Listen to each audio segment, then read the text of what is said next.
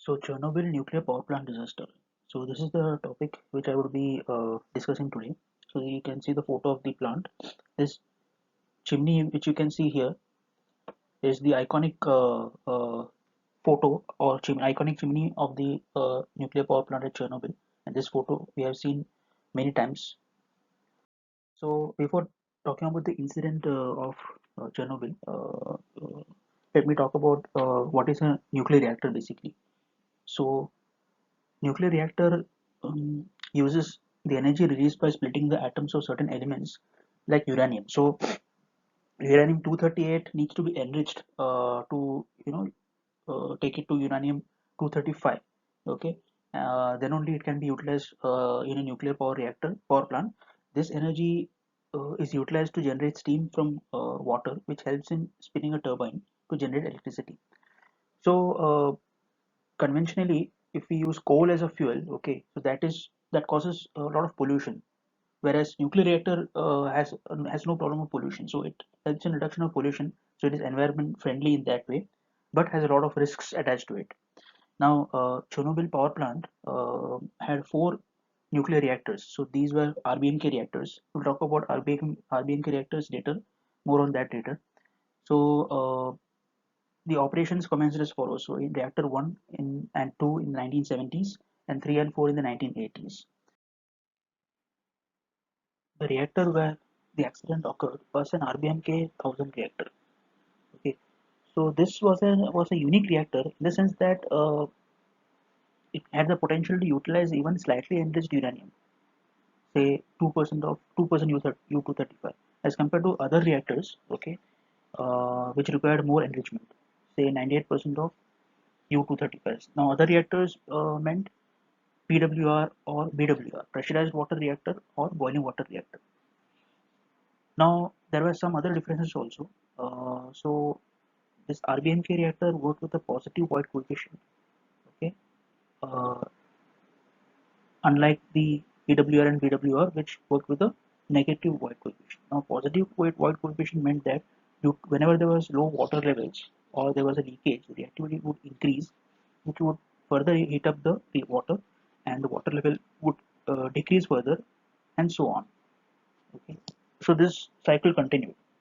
Now, the operators in the plant were primarily focused on balancing the reactions in the nuclear power plant, in the reactor. To control the nuclear reactions, the main components utilized were boron control rods, since boron is a neutron absorber. Then graphite acted as a moderator in the core. Now, a moderator is used to slow down the fast moving neutrons so that they can split the atom, which is very difficult when they are moving fast. So basically, it is counterintuitive that the faster the neutrons move, the more difficult it is, or the lesser the probability it is of the neutron splitting the atom or the reactivity taking place. So this moderator helps in increasing the reactivity. Now reactions during the reactions, there are byproducts generated. So in this case, xenon 135 was a byproduct, which is also a neutron absorber. Okay, so this neutron absorber, which is xenon 135, slowed the reactivity down as per its function, and hence power got reduced. Now water acts as a coolant, okay, to balance the reactions. It also slows down the neutrons. Okay. Now there was another factor to the reactor, which is the negative temperature coefficient. Now this slows down the reactivity, okay, when the fuel temperature rises. Okay, so this in a way it balances the reactivity, okay, whenever the fuel temperature rises.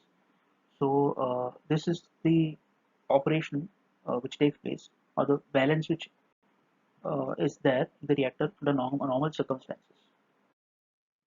So here you can see the pictorial representation of the reactor. So here we can see concrete shield which covers the core, boron control rods, then steam generators here, graphite moderator here, fuel elements here, and the pressure tubes here.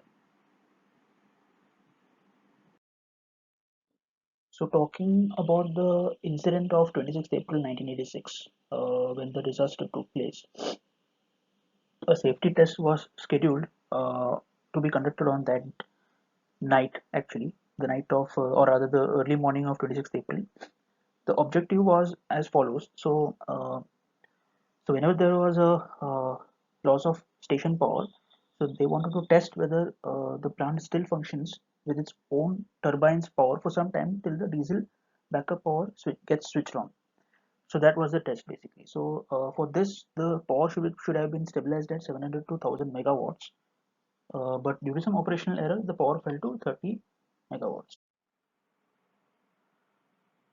Power couldn't increase because Xenon 135 was getting built up inside, and along with that, the coolant reduction in coolant void and graphite cool down further provided resistance to power increase. So because of the uh,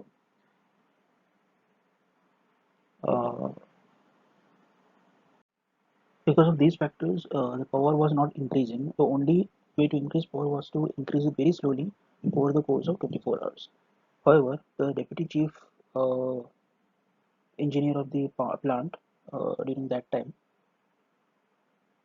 Anatoly Dyatlov, he ordered the operators to pull out the control rods. Okay, so they pulled out the control rods by the dozens to increase the power, but there was no effect. Eventually, out of the total 211 rods, 205 rods were pulled out. There is only 6 remained, while the minimum permissible limit was 50. So that was a clear violation of the rule. Now, due to the cold fuel, the fuel had gone cold. The negative temperature coefficient couldn't decrease the reactivity. So hence, however, the maximum so the power increased. It did increase, but the maximum they could go was up to 200 megawatts because of water and xenon 135, and where xenon 135 acted as a poison, so to speak. When the water supply was shut down at this point for the test, the reactivity inside the core increased, which created more steam. Due to a positive void coefficient, uh, the more the steam or void, the greater was the reactivity, and this in turn increased the steam, which further increased the reactivity. The emergency core cooling system was also shut down for the test, so water for cooling the core in an emergency was unavailable. The remaining water in the core got quickly converted to steam, and there was no fresh water available to replace the void created.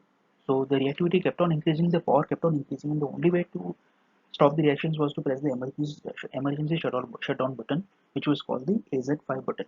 Now the function of this button was to lower down all the control rods at once so that the reactivity instantly shuts down.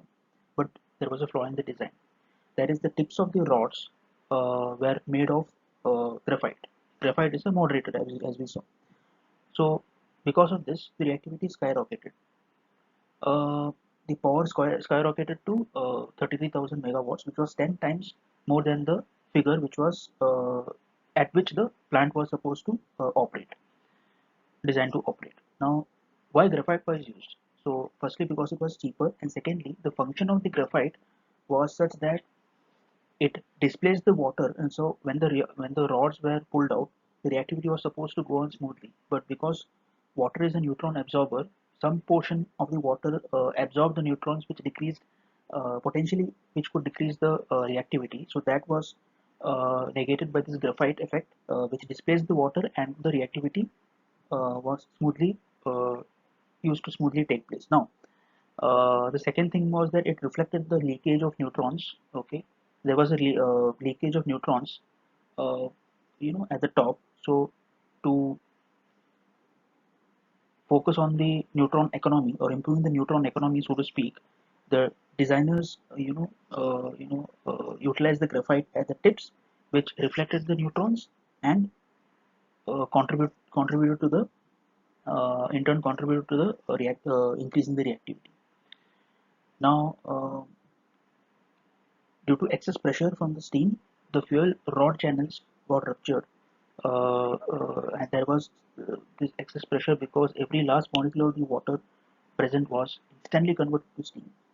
So, because of the ruptured fuel rod channels, the rods boron control rods couldn't fully reach the bottom, and the graphite part got stuck in between, and it continuously kept the reactivity going. The core exploded at 1:23 a.m. It was presumed that the core it is impossible for the core to explode, but it did explode. The first explosion was due to steam pressure, but the second explosion, which was 2 to 3 seconds later, was due to the reaction of oxygen with graphite, which acted as a combustion fuel, and also the reaction of oxygen with hydrogen from zirconium steam reactions. Soviet reactors were quite famous throughout the world due to their cheap or cost-effective designs, but the risks associated with these designs were enormous, uh, and they culminated into a disaster, as we saw. So, what were the effects? So, according to WHO, 5 million people in Ukraine were affected, and around 8 lakh people were affected in Belarus. The official death count given by USSR was 31, but it was assumed to be, you know, actually lower than it was in reality. The UN estimated a death count of 51, but they did predict that 4,000 might eventually die due to radiation. Now, some of the workers were diagnosed with leukemia because they were involved in the cleaning up, okay, at the initial stage. People in the surroundings were, affected through the, vegetables and milk, since even the animals were also affected. So that was the situation. And years after the incident, thyroid cancer cases were found in people in the surrounding areas because body does not cannot distinguish between iodine and radioactive iodine. So radioactive iodine got concentrated in thyroid when a person ingested it, and that's how thyroid cancer spread. So talking about the aftermath, so this photo shows evacuation of the inhabitants of Pripyat. So they thought that it would be only for a few days, but then eventually it ended up becoming a ghost town. So that was the situation, and that was the impact of this disaster. This is a picture taken in 2021 of the shelter construction, which was covering the reactor, okay, to mitigate the radiation uh, around that area. Now, recently, as we know, there was an attack, or there is an ongoing attack on Ukraine by Russia. So it was reported that the Russians have captured the Chernobyl plant. Okay, so we can see here a satellite image which shows the military vehicles build-up alongside the nuclear plant. This is the nuclear plant, and this is the build-up.